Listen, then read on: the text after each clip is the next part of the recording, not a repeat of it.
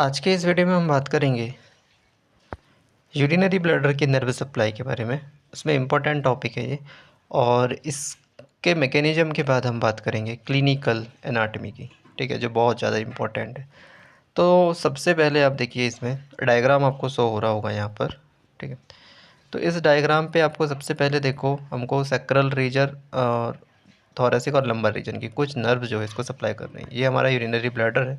इसमें to sphincters होते हैं। ये यूरेथ्रा है, तो इसके प्रीप्रोस्टेटिक वाले भाग पे देखो, इंटरनल यूरेथ्रल स्पिंक्टर है इंटरनल, और ये एक्सटर्नल बाहर है। तो ये हमारा एक्सटर्नल होता है, ये वॉलंटरी होता है, और ये इनवॉलंटरी होता है इंटरनल, ठीक है। अब इसको समझने की बात ये है, पुडेंडल नर्व देखो सोमेटिक होती है, ठीक है, ये याद रखना। अभी हम इसमें देखते हैं कि इसकी जो सप्लाई होती है, इफरेंट फाइबर जो हमारे क्या होते हैं, पैरासिम्पैथेटिक फाइबर होते हैं, जो S2 से S4, मतलब ये S2 से S4 दिख रहे हैं।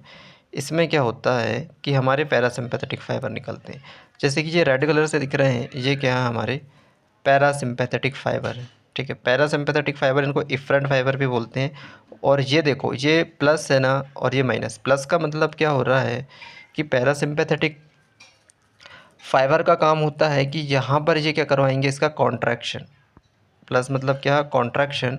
और ये माइनस मतलब क्या होता है, इनहिबिशन, मतलब कि ये स्पिंक्टर को इनहिबिट कर देगा तो रिलैक्स्ड हो जाएगा, तो यूरिन बाहर निकलेगी। और ऊपर से कॉन्ट्रैक्ट होना चाहिए, नीचे से रिलैक्स होना चाहिए। तो कॉन्ट्रैक्ट कराएगा ऊपर से पॉजिटिव सिग्नल्स, और नीचे जो है माइनस करके इनहिबिट कर देगा, तो ये रिलैक्स्ड हो जाएंगे पूरा, ठीक है। तो ये पैरासिम्पैथेटिक होता है। अब इसके बाद जो है, ये पैरासिम्पैथेटिक के साथ साथ जो है ये क्या होता है, पैरा, ठीक है। तो इसमें सिंपल सा याद रखो, सबसे पहले हम इसको देख लेते हैं। देखो, इसमें T1 से L2 तक जो स्टार्ट हो रही है, ये हाइपोगैस्ट्रिक नर्व है जो सिंपैथेटिक सिग्नल देती है। सिंपैथेटिक मतलब ये जो पैरासिम्पैथेटिक नर्व है ना, जो मोटर लेके आ रही, इसके अपोजिट में काम करती। ये इसका क्या करा रही, कॉन्ट्रैक्शन, तो ये इसका रिलैक्सेशन कराएगी। ये इसका रिलैक्सेशन कराती है, तो ये इसका कॉन्ट्रैक्ट करा के रोक के रखती है। तो ये स्टोरेज का काम करेगी, सीधी सी बात है ना। और ये जो है यूरिन को रिलीज करने का काम करेगी। तो समझ में आ गया सिंपैथेटिक और पैरासिम्पैथेटिक का सप्लाई। अब हमारे पास जो बची यहाँ पर पोडेंडल नर्व, जो सोमेटिक होती है। इसका काम सिर्फ एक्सटर्नल स्पिंक्टर में होता है, और इसको ये वॉलंटरी नेचर के द्वारा बंद करके रखती है, ताकि पैरासिम्पैथेटिक यूरिन को रिलीज कराना भी चाहे तो ये इसको रोक के रख लेती है, ठीक है। तो आपको समझ में आया, हाइपोगैस्ट्रिक नर्व देख ली हमने। और पेल्विक नर्व किसको कहते हैं, ये पैरासिम्पैथेटिक वाली जो नर्व आ रही हैं, ये होती हैं पेल्विक नर्व। और पोडेंडल नर्व तो ये हमारी हैं, ठीक है। अब इतना आपको समझ में आ गया कि पैरासिम्पैथेटिक, सिम्पैथेटिक। अब सेंसरी की बात करें हम, कि सेंसेशन को कौन लेके जाता है, तो ये जो हमारी पैरासिम्पैथेटिक नर्व या मोटर नर्व कह रहे हैं, इस यही हमारी सेंसरी नर्व भी होती है। मतलब इतना को बहुत इंपॉर्टेंट हमारी जो नर्व है यही होती है, क्योंकि ये सेंसेशन भी लेके जा रही है, पैरासिम्पैथेटिक मोटर सप्लाई भी दे रही है ना। तो ये हमारी क्या करती है, सेंसेशन को लेके जाती है, ठीक है। तो इतना समझ में आ गया पूरा आपको, जहाँ तक कि पूरा क्लियर में आया होगा। इसके दो नाम और होते हैं, इसको याद रख लो, है ना। ये वेसाइकल के पास है, तो इसको वेसाइकल स्पिंक्टर भी बोलते हैं, ठीक है। और ये हमारा यूरेथ्रल स्पिंक्टर होता है। अभी देखो, इसमें इसके बाद जो है अ, हमको जो है इसके क्या पढ़ना है, अप्लाइड एनाटॉमी के बारे में पढ़ना है, क्योंकि ये तो आपको पूरा क्लियरली समझ में आ गया होगा। ये डेट्रॉइस मसल है, डेट्रोसस मसल, ठीक है। अब इसकी क्लिनिकल एनाटॉमी की बात करते हैं हम। तो सबसे पहले क्लिनिकल में हम बात करेंगे क्या, देखो, एक कंजेनाइटल एनोमलीज होती हैं, उसकी भी हम बात करेंगे। और इसके पहले हम इसमें बात कर लेते हैं कि ये मैकेनिज़्म होता है यूरिन वाला, ये किस टाइप से होता है। तो देखो, इस मैकेनिज़्म को होने के लिए क्या होता है, सबसे पहले हमारा जब ब्लैडर फिल होना स्टार्ट होता है, वो 100 ml से कम ही रहता है, ठीक है। अब जब जैसे जैसे फिल होता है, तो वो 100 ml से बढ़ते जाता है, राइज़ करते रहता है। और अप टू 250 मिलीलीटर जैसे ही हो जाता है, तो यहाँ के जो स्ट्रेच रिसेप्टर है ना, सेंसरी वाले, जो पैरासिम्पैथेटिक नर्व सेंसरी का भी काम कर रही है, तो ये सेंसेशन को लेके जाती है ब्रेन तक, ठीक है। यहाँ से ब्रेन तक सिग्नल जाते हैं यहाँ से, क्योंकि ये तो हमारी वो है ना, ऊपर से सिग्नल आ रहे हैं, तो ये ब्रेन तक लेके जाएगी सिग्नल को, ठीक है। तो फिर स्ट्रेच रिसेप्टर लेके जाएंगे, और क्या होगा कि मैच्योरेशन की कंडीशन आएगी, और क्या होगा, रिफ्लेक्शन के द्वारा यूरिन निकल जाएगी। लेकिन अगर मान लो कि बात हमको रोक के रखना है, तो क्या होगा, मैच्योरेशन डिनाइड होगा, और जो हमारी मसल्स है, ठीक है, ये इनिबिट करके रखेगी। कौन सी, सिंपैथेटिक, ये रोक के रखेगी। और ये भी हमारी, तो ये रोक के ही रखती है। तो ये दोनों क्या करती है ना, ये वॉलंटरी होती है तो ये भी रोक के रखेगी, इसको जब रिलीज करना होगा जब करेगी। उसके साथ सिंपैथेटिक भी क्या करती है, पैरासिम्पैथिक के अपोजिट में काम करती है, तो ये दोनों जो है रोक के रखती है, ठीक है। फिर उसके बाद जो 250 से 450 450 हो जाता है, फुलनेस हो जाता है, तब उसमें क्या तो पेन के स्ट्रेच रिसेप्टर जनरेट होते हैं और फिर मैच्योरेशन हो जाता है, ठीक है। तो ये हमने जो है इसके मैकेनिज्म की बात कर ली। अब हम इसकी जो है क्लिनिकल की बात करें तो क्लिनिकल में आता है एक न्यूरोजेनिक ब्लैडर, बहुत इंपॉर्टेंट है। न्यूरोजेनिक ब्लैडर में हमको 3 पढ़ना है, एक ऑटोमेटिक या फिर रिफ्लेक्स ब्लैडर जिसको बोलते हैं, या ऑटोमेटिक ब्लैडर बोलते हैं। दूसरा आता है ऑटोनोमस ब्लैडर और तीसरा होता है एटॉनिक ब्लैडर, ठीक है। अब इसको समझते हैं कैसा। देखो ऑटोमेटिक ब्लैडर में क्या होता है कि जो हमारे पास जो ब्रेन से जो सिग्नल आ रहा है ना, उसमें कुछ डैमेज हो जाता है ना, तो वो इंटरप्टेड होने के कारण क्या होता है, सिग्नल तो आते नहीं हैं ऊपर से, तो ये ऑटोमेटिकली क्या करने लगते हैं, ये अपने सिग्नल जनरेट करने लगते हैं, ठीक है। तो इसको बोलते हैं हम ऑटोमेटिक रिफ्लेक्शन, ठीक है। अब इसके बाद जो है इसके बाद क्या होगा, जब स्पाइनल कॉर्ड ट्रांजैक्शन होने के कारण जो ऑटोमेटिक तो ये करने लगे, तो ये वाला तो हमारा हो गया कंप्लीट। दूसरा देखिए ऑटोनोमस ब्लडर।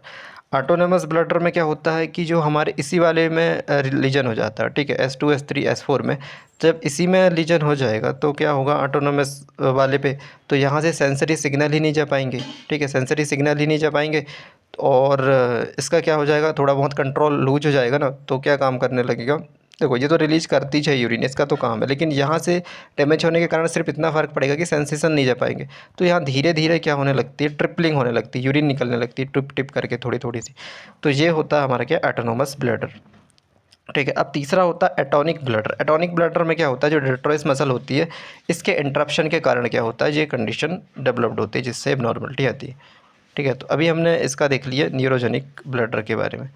अब हम इसमें जो दूसरी बात करेंगे, अब देखो इसमें एक क्लिनिकल एनाटॉमी एक और है कि सुप्रा प्यूबिक सिस्टोस्टोमी। सुप्रा प्यूबिक सिस्टोस्टोमी का मतलब क्या होता है कि अगर मान लो कि बात हमारे पास क्या है, ये ब्लडर है, ठीक है। यहाँ पर मान लो कि बात हमारी का क्या है, यहाँ पर हमारी इंटीरियर एब्डोमिनल वॉल है और ये कहाँ पर आके रुकी हुई है, हमारे नीचे प्यूबिस वाले रीजन तक, ठीक है। मतलब नीचे हमारा क्या है, यहाँ पर हमारा प्यूबिस है, ये हमारा प्यूबिस है, ठीक है। तो ये प्यूबिस के ऊपर सुप्रा, मतलब यहाँ पर इंजेक्शन डाल के क्या कर सकते हैं हम, इससे जो यूरिन है निकाल सकते हैं। वो किस कंडीशन में हो सकता है, अगर स्टोन बना तब भी, या फिर यहाँ से जाम हो गया, इसको भी हम अभी क्लिनिकल पढ़ेंगे, तब भी निकाल सकते हैं ना। ये बहुत सारी जो कंडीशन है उस पर जो हम यहाँ से यूरिन को निकाल सकते हैं। तो ये हमारी जो हो गया, इसमें हमने देखिए क्या सुप्रा प्यूबिक सिस्टेस्टोमी की बात कर ली है इसमें, ठीक है। अब हम जो है नेक्स्ट इसमें बात करते हैं, एक होती है हमारे पास ट्रबेकुलेटेड, जिसमें क्या होता है कि बिनाइंग हाइपरट्रॉफी होती, ठीक है।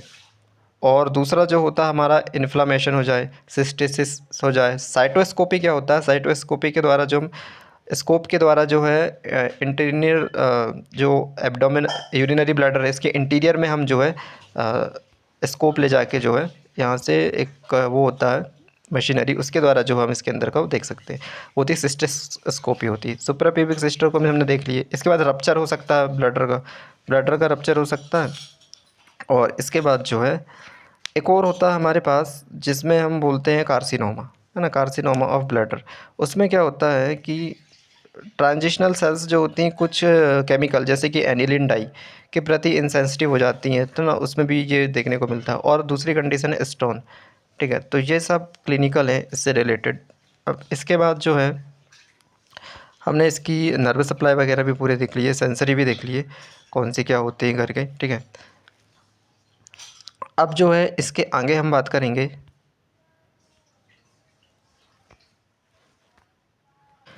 हाँ एक कंडीशन आप देखो, अब कंजेनाइटल एनोमलीज आती हैं ब्लडर की। कंजेनाइटल में क्या होता है कि हमारा जो ब्लडर है ना, अब ये हमको क्या है एम्ब्रियोलॉजिक का थोड़ा सा देखना पड़ेगा। एम्ब्रियोलॉजी में ज़्यादा देखा तर क्या देखना हमको कि उसमें हमने यूरेकस के बारे में पढ़े हैं, ठीक है। यूरेकस जो क्या होता है एलेंटॉइड से कनेक्ट होता है। तो अगर उसमें क्या हो कि वो रिमेनेंट मतलब कि बाद में जाके वो क्या बनाता है, मीडियन अम्बिलिकल लिगामेंट बना लेता है। अगर वो ना बना पाए तो क्या होता है कि वहाँ से यूरिन जो है बाहर निकलते रहती है, ठीक है। तो वो होती है हमारी यूरिकल फिस्टुला। लेकिन अगर उसमें उसके बीच में थोड़े से पार्ट में क्या हो जाए, उसके कुछ पार्ट में जो है दिक्कत हो जाए तो उसको बोलते हैं यूरिकल साइनस। और अगर मान लो कि बाद सिस्ट डेवलप्ड हो जाए तो यूरिकल सिस्ट हो सकता है। इसके अलावा जो है वेसाइको वेजाइनल फिस्टुला भी होता है, वेसाइको रेक्टल फिस्टुला भी होता है। तो ये सब आपको जो है इसमें बनना चाहिए। तो ये तीनों कंजेनाइटल जो मैंने बताया, यूरिकल फिस्टुला, यूरिकल साइनस और यूरिकल सिस्ट, ये ऑब्लिटरेट होने के कारण होता है यूरिकस के, ठीक है। और अगर नॉर्मली तो वो क्या होता है, मीडियन अम्बिलिकल लिगामेंट में बनाता है। तो आई होप कि आपको ये पूरा क्लिनिकल समझ में आया होगा। Thank you.